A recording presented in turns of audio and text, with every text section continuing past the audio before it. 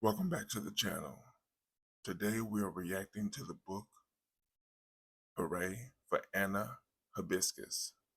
If this book piques your interest, there will be a link in the description box below. Also, make sure you visit my second YouTube channel titled See My Power. It's the men's version to this YouTube channel. Help me get this video to 1,000 likes.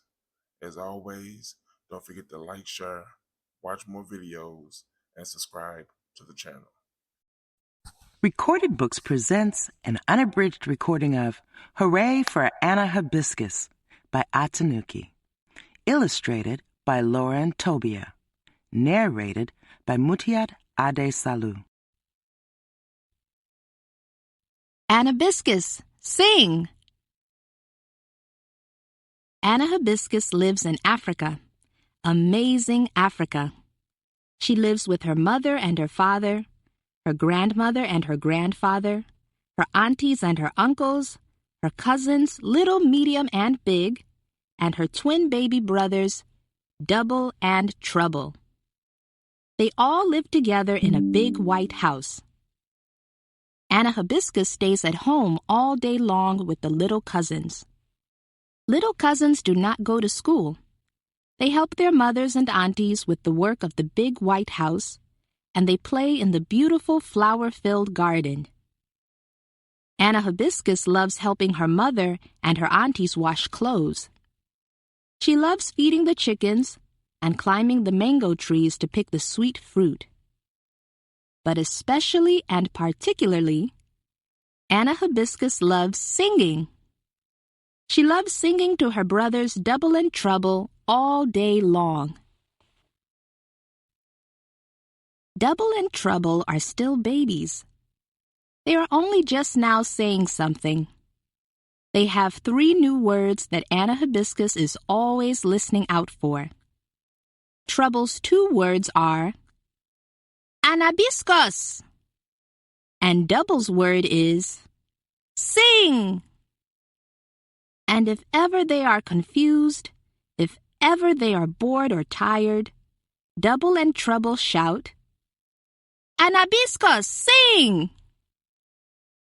And Anna comes running from wherever she is to sing to her brothers. Because Anna Hibiscus loves her brothers, and Anna Hibiscus loves to sing. This Christmas, for the very first time, Anna Hibiscus will see snow in Canada. So she sings about snow. Snow, you are wonderful. I will see and tell you so. Snow, you are so cold, oh. I will feel and say you so. Snow, you are so sweet, oh. I will taste and tell you so. All day long, while Anna is singing and playing at home, her father and the uncles and some of the aunties are working hard in their offices and businesses and churches to make Africa a better place. One day, Anna Hibiscus's father came home from work. I want to talk to you, Anna Hibiscus, he said. I need to explain something important. You are still small, but you are growing bigger every day. You are growing up, and growing up children have work to do.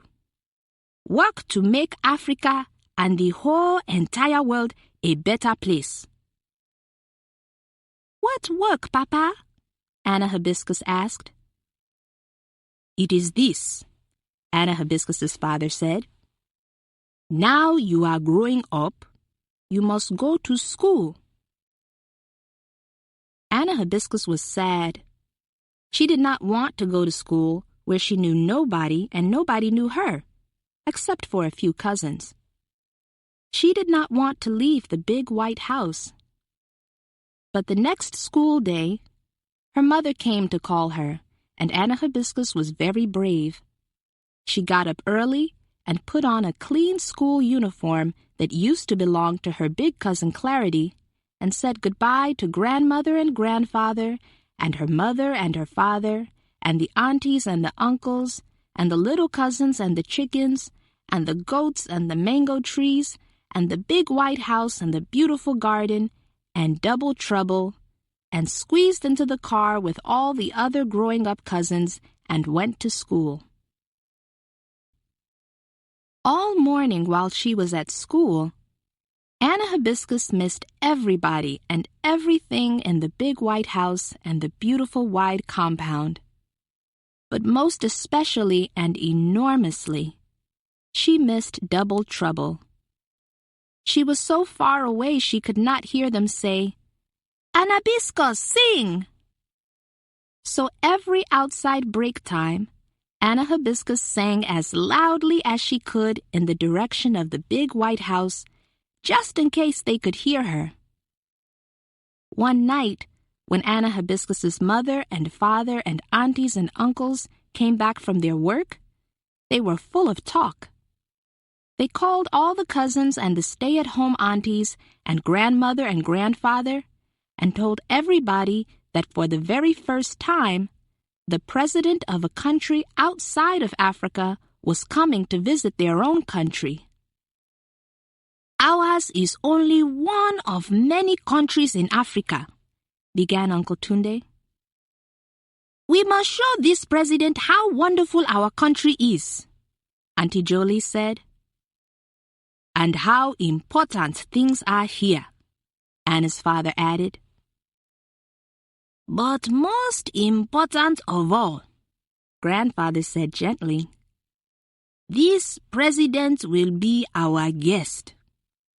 We must make sure she is comfortable and at ease. Then, when she goes away," Grandmother said, "she will have only kind-hearted feelings towards our country and our people." Everybody agreed. At the school the next day, everybody was talking about the same thing. Anna Hibiscus's teacher announced, "There will be a big welcoming ceremony in the National Stadium for the visiting president. Our school has been asked to participate. We must send a good speaker, a good dancer, and a good singer." She chose a good speaker and a good dancer, and then she said, "Hands up, who can sing?" Many children's hands went up. They all wanted to sing in the National Stadium for the important president. Anna Hibiscus sat on her hands. She did not want to sing in front of the president. What if she did not like Anna's song? Then she would go away with no good feelings for Anna's country. And it would all be the fault of Anna and her useless song. The teacher looked at the children. She had never heard them sing. She did not know who to pick. Then Anna's cousin Angel said, "Anna Hibiscus can sing?" "Yes! Yes!" everybody shouted. "It is true! It is true! Anna Hibiscus is singing all the time!" The teacher made Anna Hibiscus stand up. "Sing, Anna," she said. Anna Hibiscus stood up. She did not know what to sing. "Sing Snow," Angel whispered. So Anna Hibiscus sang her favorite song about snow. "It is true," said the teacher when Anna had finished. "Anna Hibiscus, you can sing. We will send you." Back at the big white house, Chocolate and Angel told everybody, "Anna Hibiscus is going to sing for the visiting president." "What is this?" everybody asked Anna. "It is true," Anna Hibiscus said. "My school is going to send me to sing for the president." "At the National Stadium," said Chocolate. "She is going to sing all on her own," said Angel. Anna Hibiscus felt very sorry for herself. Double and Trouble looked at her worried face. They felt worried too. Anna Hibiscus, sing! Anna Hibiscus, sing! They shouted.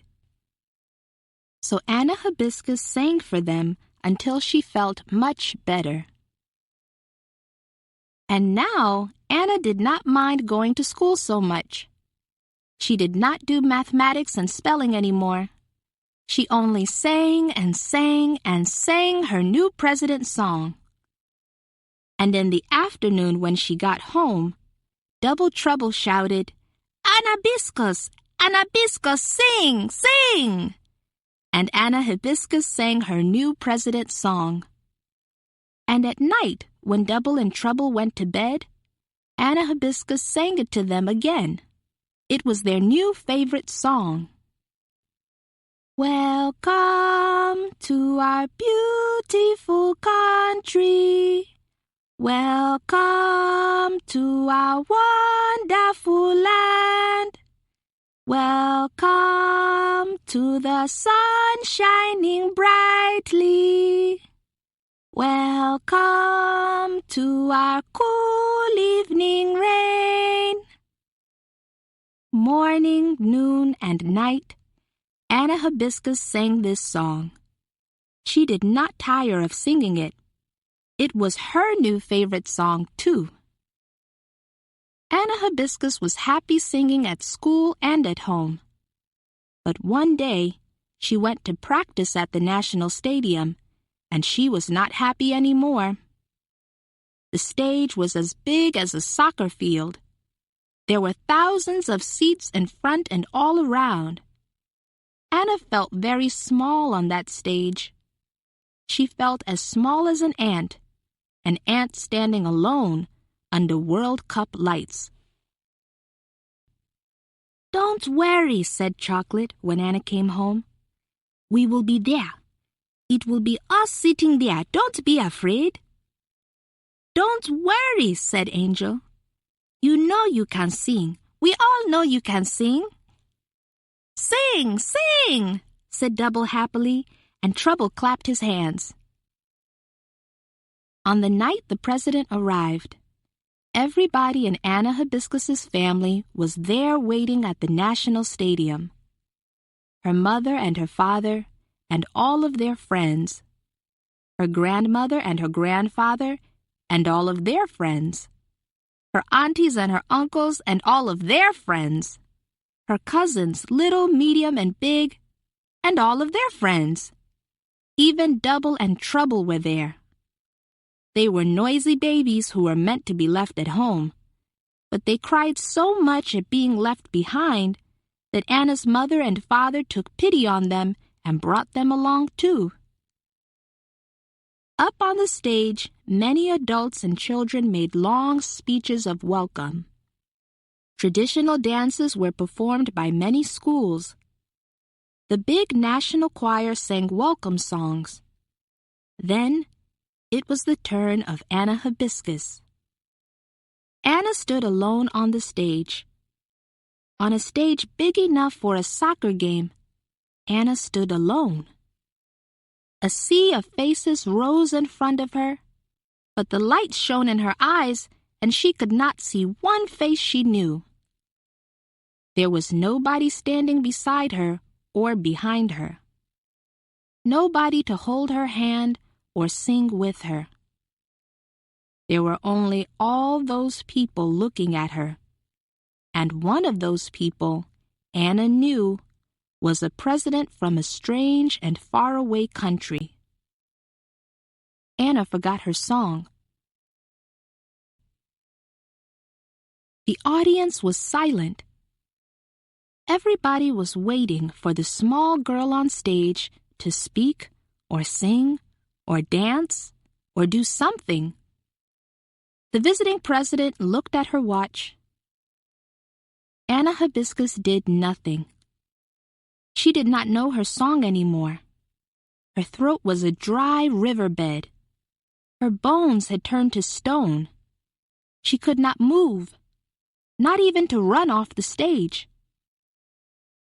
Anna Hibiscus's mother and father, grandmother and grandfather, aunties and uncles, cousins and friends, all looked at one another.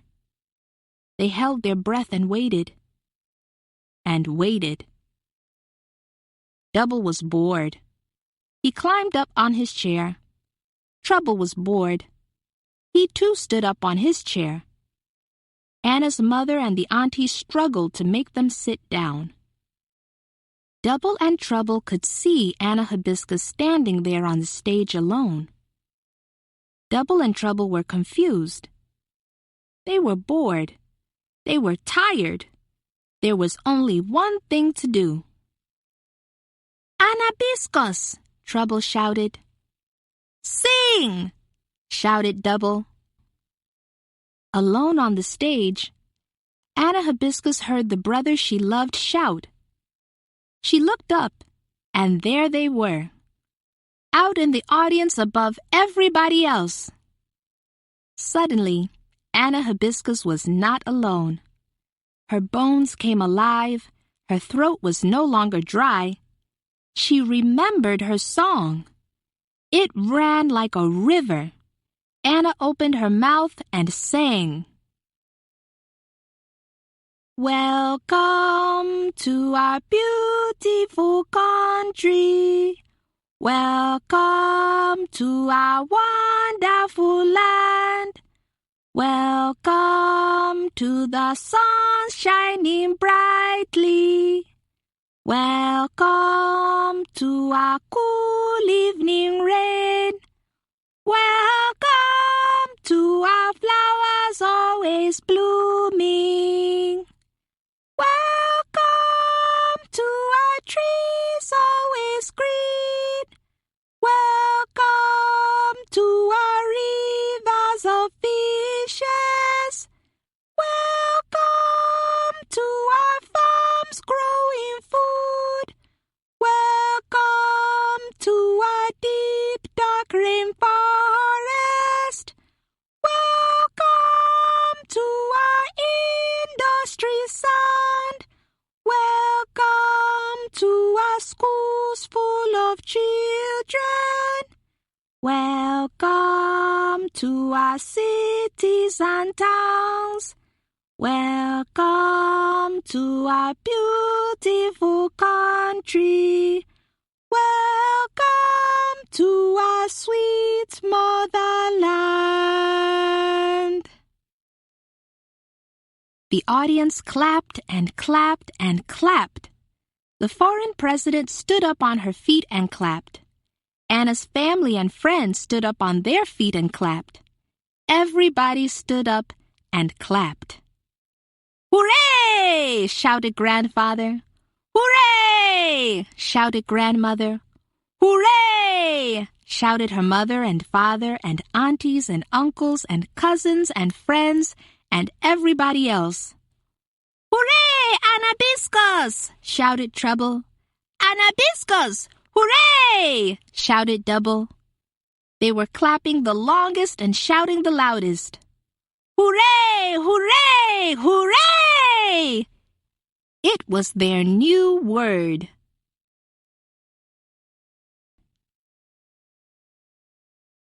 Your hair, Anna Hibiscus. Anna Hibiscus lives with her whole entire family in Africa. Wonderful Africa. Amazing Africa.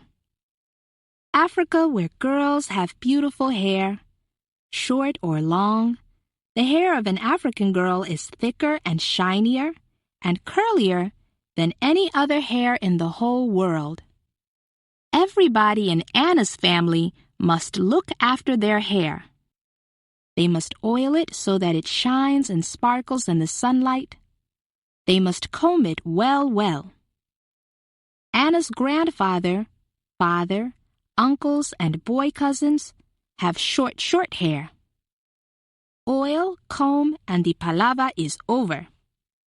Not so for Anna Hibiscus and her girl cousins with their long hair. Not so for her aunties. For them, the headache has only just begun. Grandmother and grandfather say it is best to observe the traditional African ways, and the whole family agrees. Traditional African women and girls braid, and weave their hair. That is how such thick and curly hair stays shiny and beautiful and neat with no chemicals whatsoever. But Anna Hibiscus knows that braiding and weaving means hours and hours of hair pulling and head squeezing and scalp yanking. Anna Hibiscus hates her hair. It is too thick. It is too curly. Never mind that it is beautiful and shiny. Anna Hibiscus hates it. And one day, Anna Hibiscus decides she cannot stand looking after it anymore. It was one Friday evening. Anna Hibiscus was sitting on the floor while her cousin Joy loosened all her tiny, tiny braids. Anna was uncomfortable. Anna was bored. Anna was cross. Every Friday evening was the same. Pull, tug, yank. The braids that had been holding her thick hair tight and neat all week had to be loosened, ready to be weaved tight and neat again the next day. All around the room, Grandmother was helping aunties, aunties were helping big girl cousins, and big girl cousins were helping little girl cousins to loosen all the tiny, tiny, tight, tight braids on each other's heads. Anna's head was pulled first one way and then the other. She was getting crosser and more uncomfortable, but she did not dare complain. "Do you see anybody else complaining?" her aunties would ask. Anna Hibiscus did not. Nobody else complained. Even the smallest of small girl cousins did not complain. They all tried to be as brave as their mothers. But the aunties' heads must be so hard by now, Anna thought. After centuries of pulling and tugging and yanking, their heads must be as hard as concrete. Auntie Jolie combed Anna Hibiscus's loosened hair. How any knots could have entered it when it had been weaved so tightly for the whole 1 week, Anna Hibiscus would never know. But knots were always there. The comb put them there on purpose. Now it was Anna's turn to have her hair washed. Her mother's fingers were soft and gentle, rubbing her sore scalp. Anna's hair was dried and then oiled and then combed again. Already there were more knots. This thin comb would tangle anybody's hair, Anna Hibiscus thought crossly. At last, one of the big cousins put Anna's hair into thick, easy braids to keep it neat until tomorrow. Anna Hibiscus was tired of the pulling and the tugging and the yanking, and tomorrow she knew would be worse. Suddenly, Anna Hibiscus made a decision. Tomorrow, the Saturday weaving aunties would come. Those Saturday weaving aunties who were not her aunties, who were nobody's aunties that she knew, who she had to call auntie just to be polite. Tomorrow, she would have to sit on the floor between the knees of one of those aunties. And those knees, fat or thin, those knees would grip her head firmly in place. Then the fingers of the Saturday weaving auntie would pull and pull and pull tiny fingerfuls of Anna Hibiscus's hair until Anna was surprised that her hair was not being pulled right out and falling on the ground. And every Saturday Anna shouted and shouted, because she could not help shouting when someone was pulling out fingerfuls of her hair. And everybody would laugh and say, "Anna Hibiscus, you must have a head as soft as a baby." Anna was furious just thinking about it.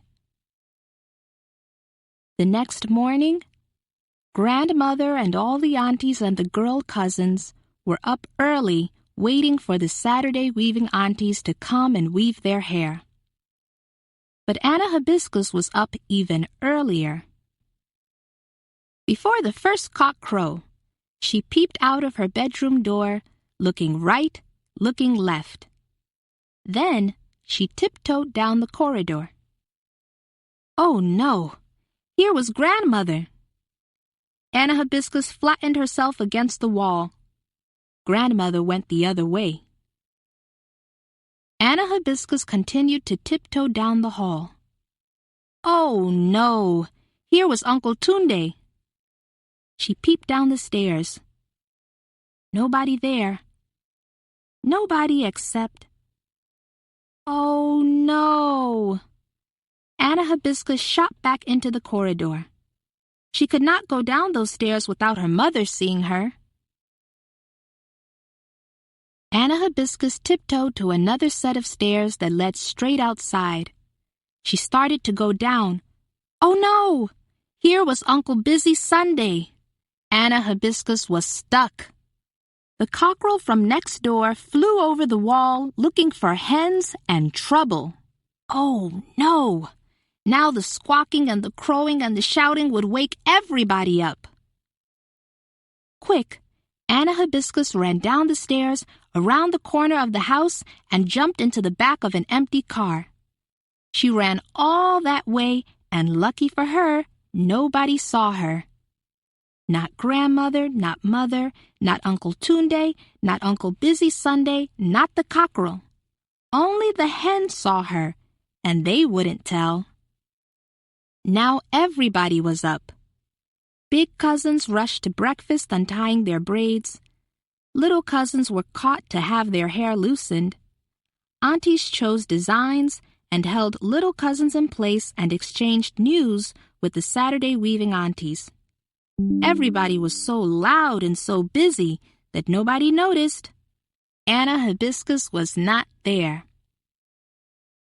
It was only just before they left that one of the Saturday weaving aunties asked, "Where did the small one who liked to shout?" Grandmother, aunties, and cousins looked around for Anna Hibiscus.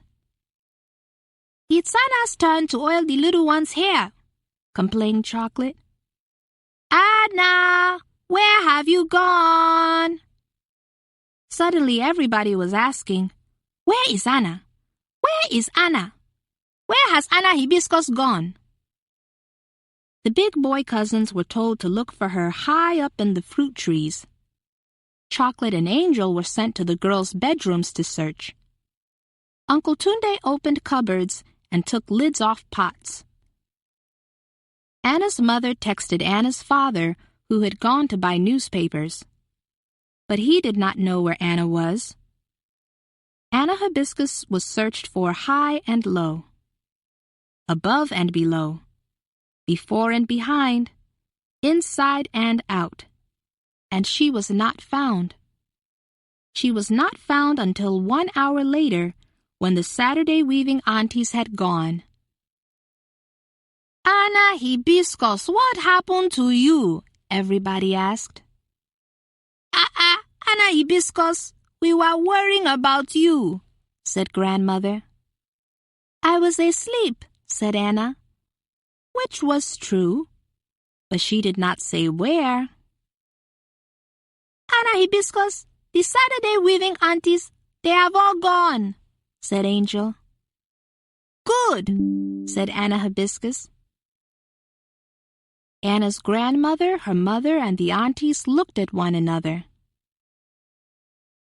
"But what about your hair?" asked Chocolate, worried. "I don't care." The aunties opened their mouths wide. "Leave her," said Grandmother. "She will learn." "I will," thought Anna happily. "I will learn how to do my hair properly without all that pulling and tugging and yanking." Anna Hibiscus was very proud of herself. She had made a decision and carried it out. That night, before eating, Anna loosened her thick braids and put her hair into 2 neat pom-poms. She tied the pom-poms with ribbons. It took about 2 minutes, and Anna Hibiscus felt very pretty and very, very happy.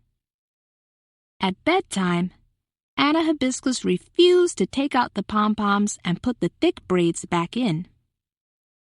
"Leave her," said Grandmother again. The next morning, Anna Hibiscus's pom-poms were squashed and full of knots. Anna Hibiscus went to her mother and father's room. She put her father's softening oil on her hair and tried to brush out the knots with her mother's soft brush. The brush stuck fast. Anna had to pull the brush to get it out of her hair. She had to pull it hard. Ow! Anna shaped the knotty pom-poms with her fingers and went downstairs. Grandfather sent her back upstairs. "You can't go to church like that," he said. Anna found a pretty head tie to cover her squashed and knotty pom-poms. "Tomorrow is school," said Cousin Clarity. "You can't go to school with your hair in a head tie. It's not allowed." On Monday morning, Anna Hibiscus took out the squashed and knotty pom-poms and tried to smooth her hair with her hands before she went downstairs. Little cousins looked at her sticking up and out hair with big eyes. Big cousins looked with worried eyes.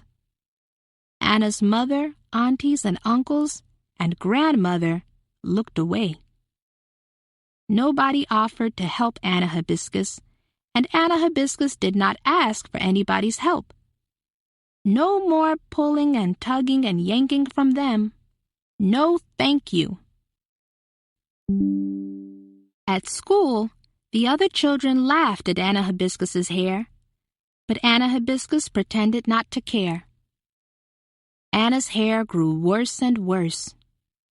Every night, more and more knots jumped into her hair, and every morning, it was more and more impossible to comb.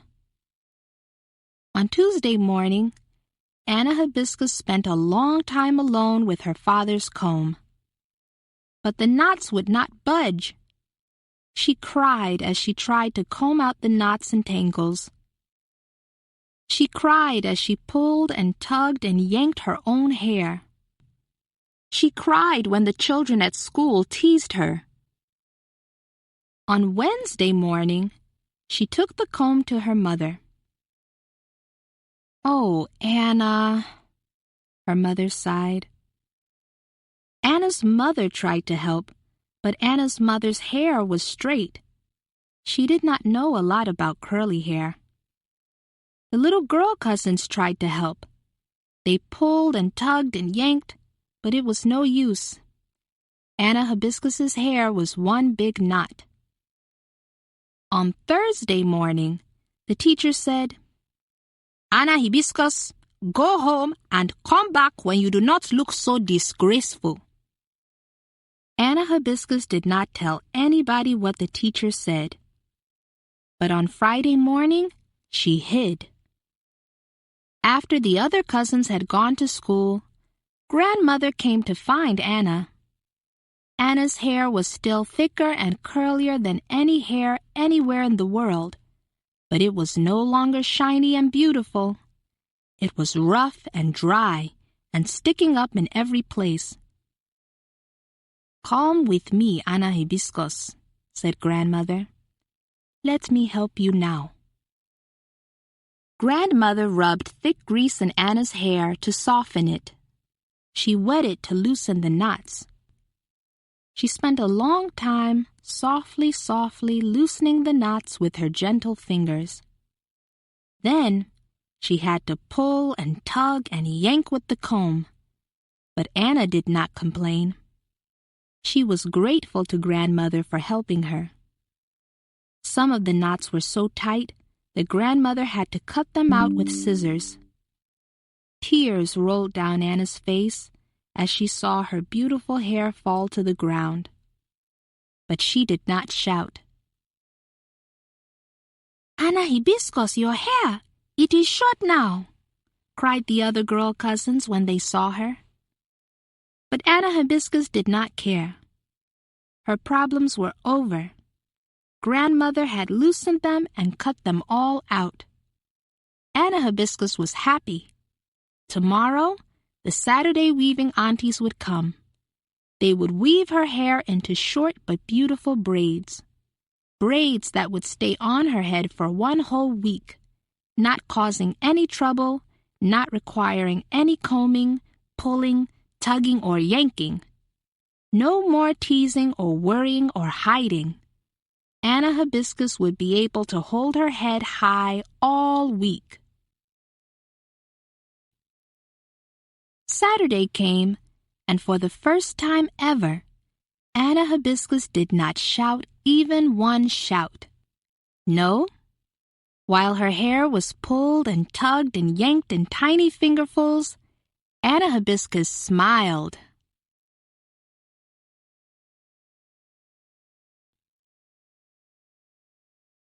Anna Hibiscus and the New Generator. Anna Hibiscus lives in Africa. Amazing Africa. She lives with her whole family in a big white house, in a beautiful garden, in the middle of a big compound. Like every other family in Africa, the evening is a busy time for Anna's family. Clothes must be washed and rinsed and hung up to dry. Food must be prepared while it is still light. "Change your clothes!" shouts Auntie Jolly at the cousins returning from school. "Come and pound yam," calls Anna's mother when she gets home from work. Anna Hibiscus runs to loose Double from her mother's back. She is too small to pound yam, but she is big enough to look after Double, and she is big enough to wash her school clothes ready for the next day. Food is cooked and eaten and cleared away. It is now dark outside, but in the lit-up house, there is still a lot going on. The bright and shining house is full of noise. The air conditioners are loud, and the television is even louder.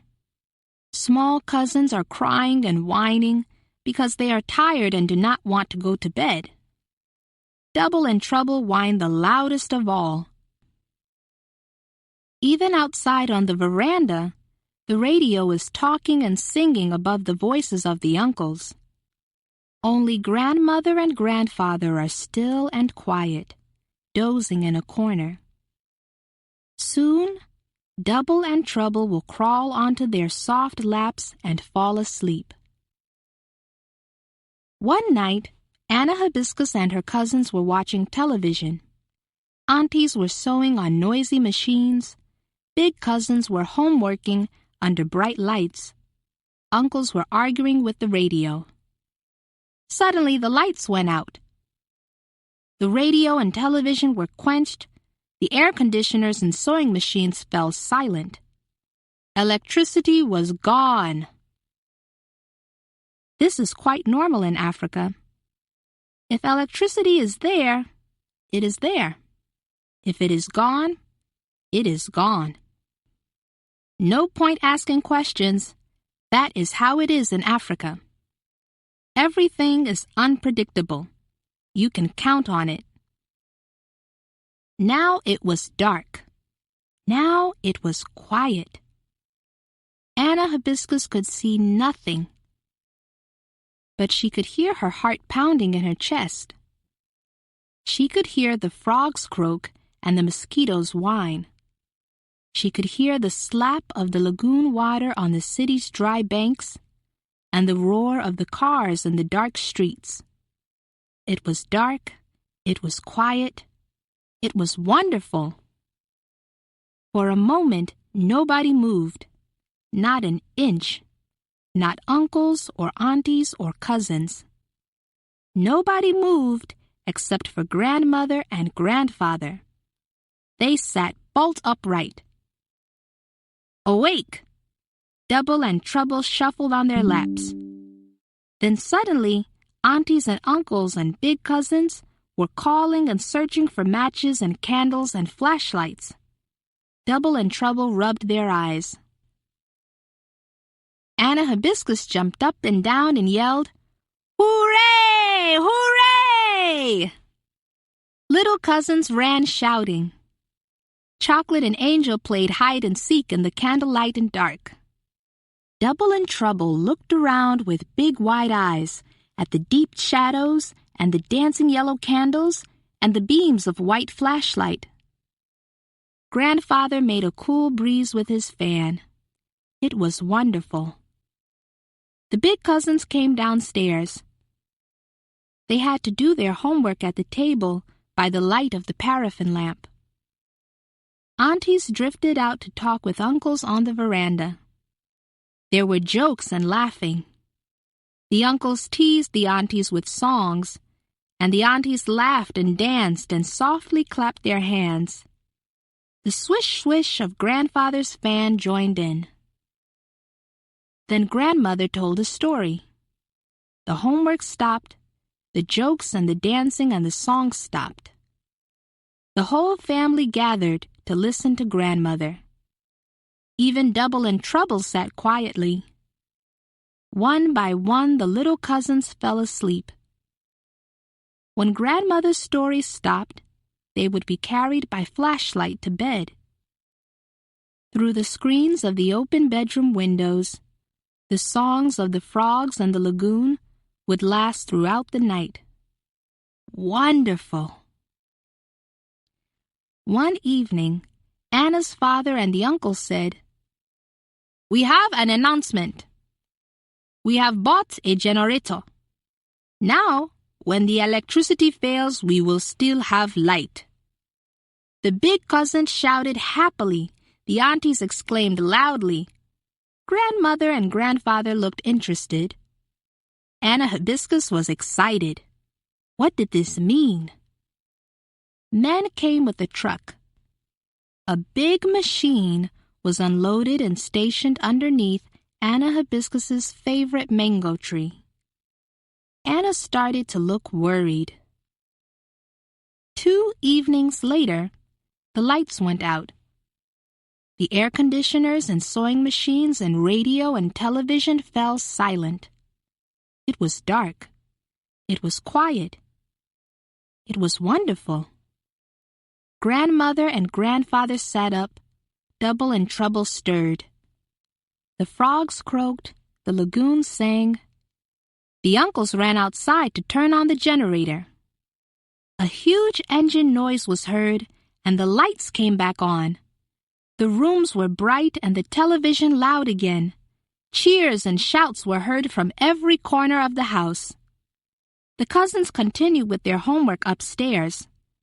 They had not even had time to come down. Aunties who were starting to joke went back to their television and sewing machines. Triumphant uncles congratulated each other and went back to the radio on the veranda. Double and Trouble started to cry. Anna Hibiscus and the little cousins looked sadly at one another. There had been no flashlight or candles. There had been no hide and seek. Anna could see Grandmother and Grandfather in the corner. They looked small and old. Grandmother started to say something, but nobody heard her. The noise of the generator and the televisions and the radio and the air conditioners and the sewing machines was too loud. Grandmother went back to sleep. The story she would have told was gone. Grandfather had lifted his fan ready to cool himself, but the air conditioners were already back on. Slowly, he lowered it. He looked sadly at Anna Hibiscus and Double and Trouble. Double and Trouble cried and cried until they were taken upstairs to bed. They were confused. They were upset. Now every day, the uncles were out with the new generator, polishing it and oiling it and tightening it up with tools. Double and Trouble and all the cousins, little, medium, and big, watched. but they were not allowed to touch. The new generator was right underneath Anna Hibiscus's favorite mango tree. Now whenever she came out to climb her tree, it was full of big cousins looking down at the generator. It was crowded with uncles and little cousins admiring the generator. It was busy with friends come to congratulate the uncles. The ground was littered with tools and oil and rags. Anna Hibiscus sucked her teeth. This is what you do in Africa when you are not at all happy with somebody or something. Anna Hibiscus sucked her teeth again. What was that machine doing underneath her tree? What was it doing in her compound at all? It had come and swallowed grandmother's stories and the songs of the frogs and the lagoon. It had come and blown out the candlelight and the flashlight and the jokes of the aunties and uncles. It had come and stolen the games little cousins played in the dark. It had filled the wide eyes of babies full of tears. Anna Hibiscus did not like the generator at all at all. There was somebody else who did not like that generator. Somebody else who knew it was in the way.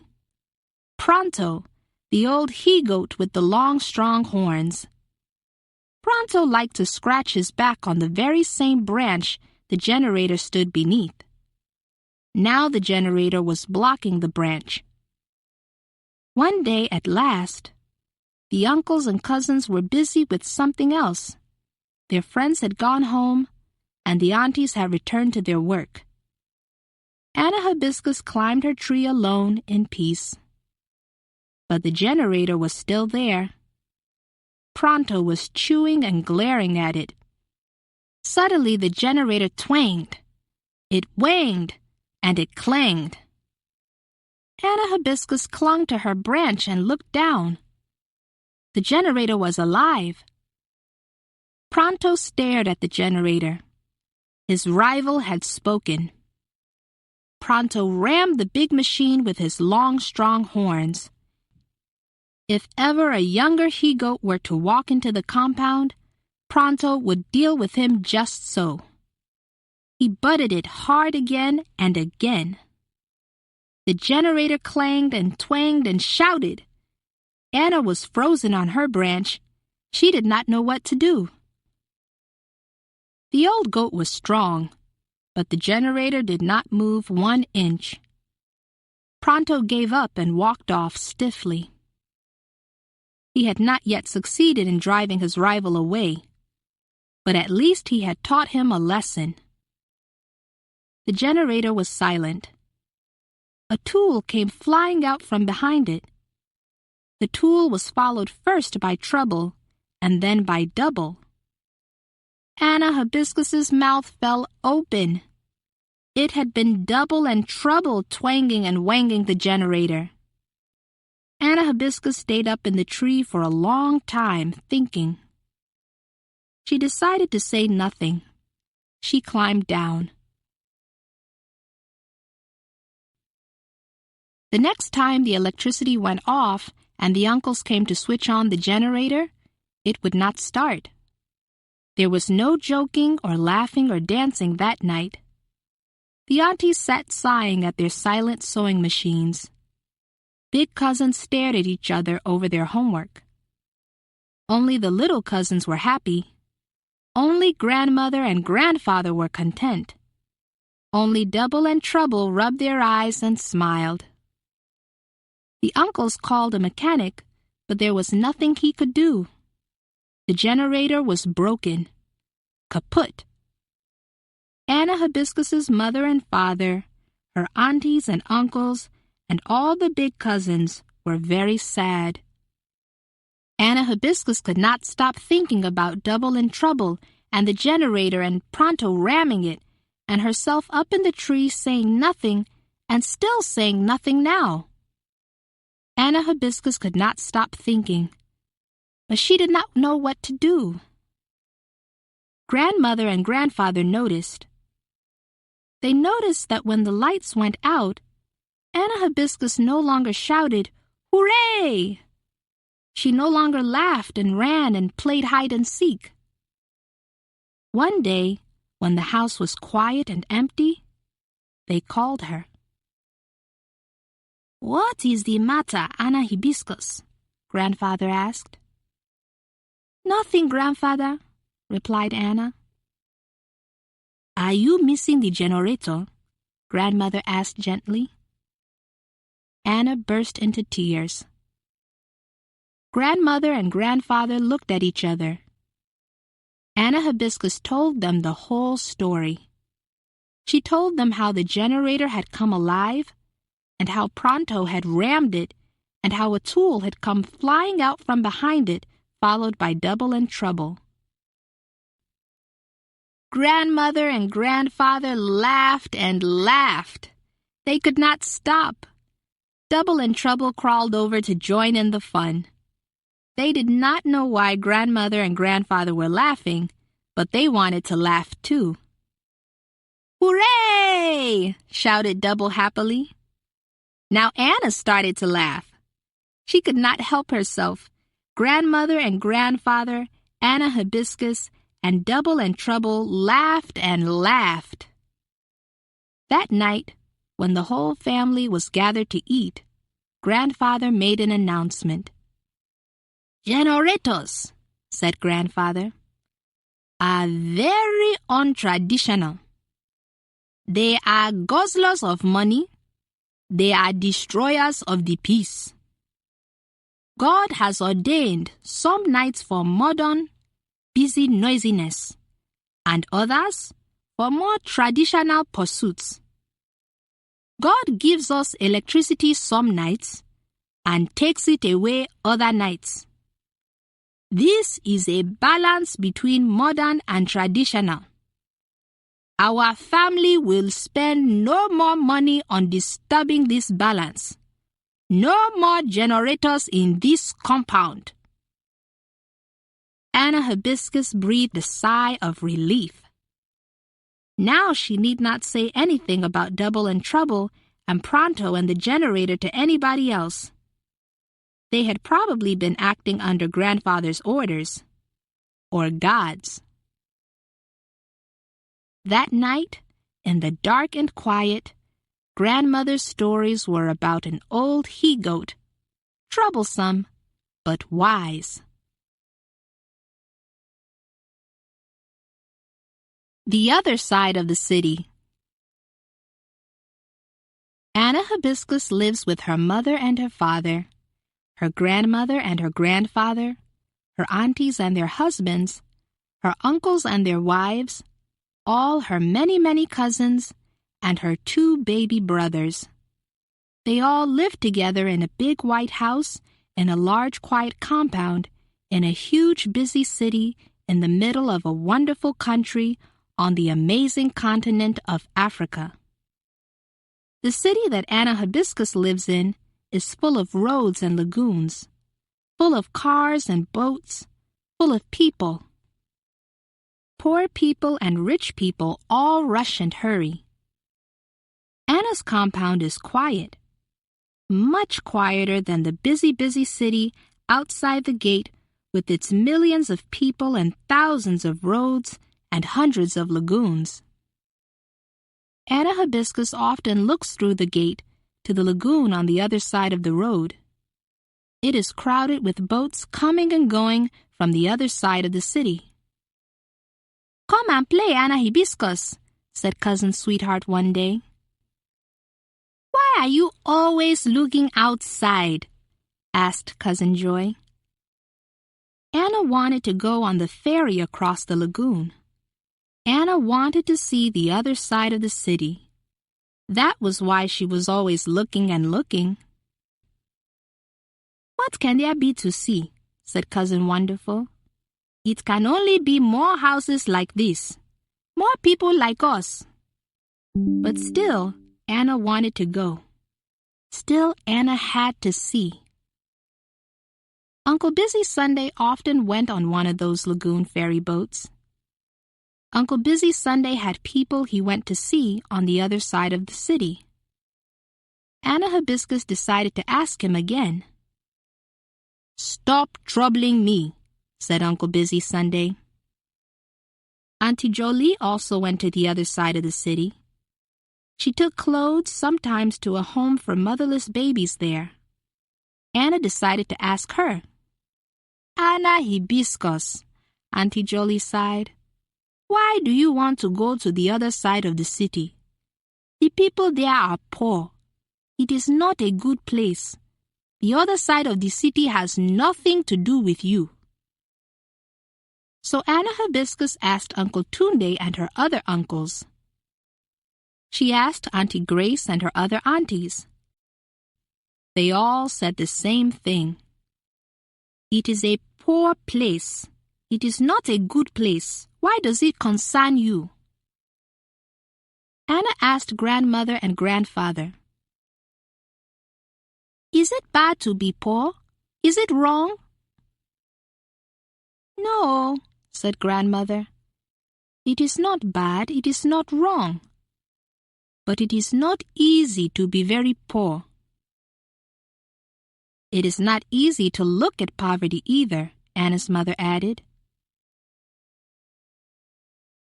"It is not nice to be very poor, and it is not nice to see Anna Hibiscus," said her father. "The other side of the city is not for you." But still, Anna Hibiscus wanted to go. "Let her go," said grandfather. "Let her see, let her know." Anna Hibiscus jumped up and down. Hooray, hooray! She was going on a ferry. She was going to cross the lagoon. She was going to see the other side of the city. "Thank you, grandfather! Thank you!" she shouted and ran to tell Sweetheart and Joy and Wonderful and all the other cousins.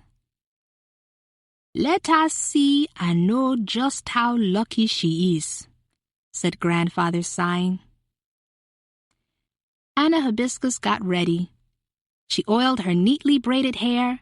She chose her best pink Sunday dress, her favorite hair ribbons, and her new Sunday shoes. "Remove the shoes," said Auntie Jolie. "Do you want to spoil them in the boat?" Anna Hibiscus put her shoes back in the cupboard. She put on her old pink flip-flops. All flip-flops Anna's size were pink. Other sizes were other colors. Auntie Jolie and Uncle Busy Sunday were going to take Anna on the ferry. Auntie Jolie wore one of her old dresses. Uncle Busy Sunday wore his working clothes. Only Anna Hibiscus looked pretty and smart. Grandmother sighed when she saw her, but she didn't say why. Down by the lagoon there were many, many people, all pushing and squeezing and rushing to get on and off the ferry. Anna Hibiscus held tight to Uncle Busy Sunday's hand. A man with strong legs was keeping the ferry in place. He had one foot on the jetty and one foot in the ferry. Auntie Jolie jumped onto the ferry. Uncle Busy Sunday jumped onto the ferry. Anna Hibiscus had to jump too. She had to jump if she wanted to go to the other side of the city. Uncle Busy Sunday held out his arms to Anna Hibiscus. As Anna jumped, a big woman jumped too, bumping Anna and rocking the ferry. Anna almost fell into the lagoon, but Uncle Busy Sunday caught her arm quick, and pulled her into the boat. One of Anna Hibiscus's pink flip-flops fell into the lagoon. It floated away with the rest of the rubbish under the boat and was gone. "Do you want to kill my brother's child?" Auntie Jolie shouted. "What kind of woman are you? Can you not see a child when she is jumping in front of you?" Quickly the woman said, "Sorry, ma, sorry." She looked at Anna Hibiscus. Don't cry, she said. Anna Hibiscus could not stop crying. She had almost fallen into the lagoon. Her arm was hurting where Uncle Busy Sunday had pulled her into the boat. Her dress was dirty, and one of her flip-flops was lost forever. "Don't cry," said Uncle Busy Sunday. "You are not the only one without shoes." Anna Hibiscus looked. Most of the people on the ferry had no shoes. Their bare feet rested in the rubbish and the dirty water in the bottom of the boat, just like Anna's one bare foot.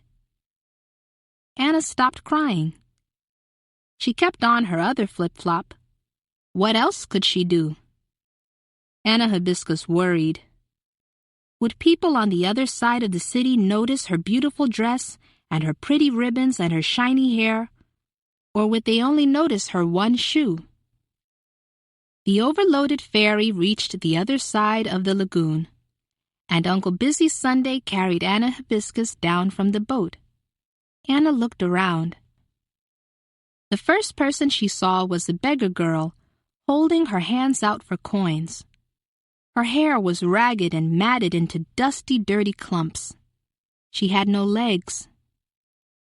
The beggar girl looked at Anna Hibiscus and called out, "Fine gal, help me! Fine gal, help your sister!" Anna Hibiscus did not know what to do. She did not want to look at the beggar girl with no legs. She had no money to help this new sister, who was like no other girl she had seen before, rich or poor. So Anna hid behind Auntie Jolie until they had moved away. Now Anna Hibiscus could look again. All around were many, many people wearing torn and faded clothes. The roads were narrow, and the gutters stank like toilets. There were many, many houses all squeezed together. One-room houses made of old, rotting wood and rusty corrugated iron patched with cardboard boxes. Among them were big piles of rotting rubbish. The sound of babies crying and people shouting filled the air. Anna Hibiscus had never seen anything like this before. She wanted to close her eyes and close her nose and close her ears and make it all go away, but her eyes and nose and ears stayed open and wide. She held tight to Auntie Jolie's hand. Auntie Jolie and Uncle Busy Sunday stopped outside a one-room house made of corrugated iron full of rusty holes. A weak voice called for them to enter. It was hot inside. The sun beat down on the iron walls and roof, heating the room like an oven. It was too hot for Anna Hibiscus.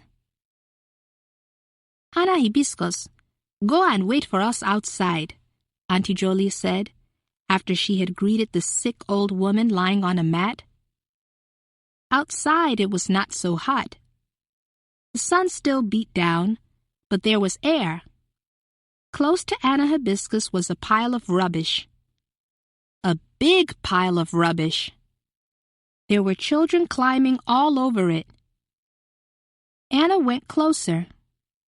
The children were naked or clothed in rags. They were picking things out of the rubbish. They were eating the rubbish. Anna Hibiscus could not blink or even think. Suddenly, she no longer knew why she was wearing her best pink Sunday dress and her favorite ribbons. She hoped none of the children would notice, or they would know she did not have to eat rubbish. They would know she had pretty dresses while they ate rubbish. Anna Hibiscus saw one girl, dressed only in ragged underpants, pick a flip-flop out of the rubbish. It was pink, the same as Anna's. The girl tried it on. It fitted. She was the same size as Anna Hibiscus. The girl saw Anna Hibiscus watching her. They looked at each other, and the girl frowned. Anna Hibiscus was wearing her best pink dress. She had pretty ribbons in her hair. The girl was wearing ragged gray underpants. Her hair was all cut off. But they were both wearing only one pink flip-flop. Anna Hibiscus smiled at the girl. The girl gave Anna Hibiscus a crooked smile back. Slowly, Anna Hibiscus took off her one pink flip-flop. She held it out to the girl. The girl shook her head and frowned. So Anna Hibiscus put her flip-flop on the pile of rubbish and turned her back on it. Quickly, before anyone else could, the girl picked up the flip-flop and put it on. Anna Hibiscus looked around and saw the girl skipping away down the street in her matching pink flip-flops. Anna gazed at the other naked, ragged children. She thought of her many dresses hanging in the cupboard in her room. And Anna Hibiscus took off her dress. She took it off right there in the street and threw it onto the rubbish heap. When Auntie Jolie and Busy Sunday came out, Anna Hibiscus was waiting for them. She looked almost like the other children, except she was clean, and so were her white pants, and she also had ribbons in her hair. "Wetin happen?" Uncle Busy Sunday cried. "Anna Hibiscus!" shouted Auntie Jolie. "What kind of nonsense is this?" Anna Hibiscus did not answer. She was watching a small girl dancing down the road in a pink Sunday dress. She looked at Auntie Jolie and Uncle Busy Sunday and smiled her biggest smile. Auntie Jolie gasped and closed her eyes. Uncle Busy Sunday shook his head. "Anna Hibiscus," he said. "Grandmother will deal with you at home, Anna Hibiscus," Auntie Jolie said, and she led her back to the ferry. The beggar girl was still there by the jetty. She saw Anna Hibiscus. Anna did not look so fine now, but she was feeling better than before. She took her favorite ribbons from her hair and tied them softly, softly in the matted hair of the beggar girl with no legs. The beggar girl looked at Anna Hibiscus with wide eyes. "God bless you," she whispered. And that is exactly what Grandmother said after Anna Hibiscus explained to the gathered family why she had come home in only her underpants. "Hooray!" said Double. "Hooray for Anna Hibiscus!" said Trouble.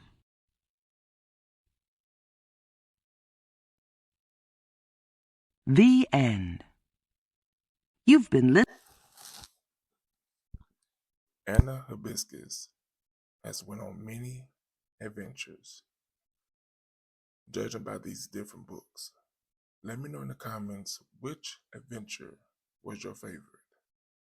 And as always, don't forget to like, share, watch more videos, and subscribe to the channel.